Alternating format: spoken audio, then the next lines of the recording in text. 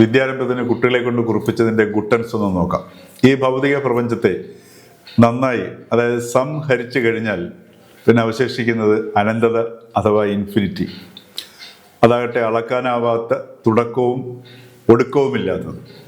ആ അവസ്ഥയെ സൂചിപ്പിക്കുന്ന ചിഹ്നമാണ് വൃത്തം.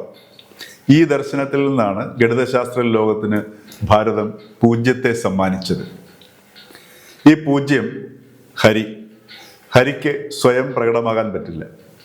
അതുകൊണ്ട് ഒരു ഭൗതിക വസ്തുവിലൂടെ മാത്രമേ പ്രകടമാകാൻ പറ്റുകയുള്ളൂ.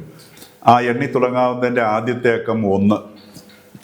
അപ്പോൾ 1 സ്ത്രീ അഥവാ ശ്രീ.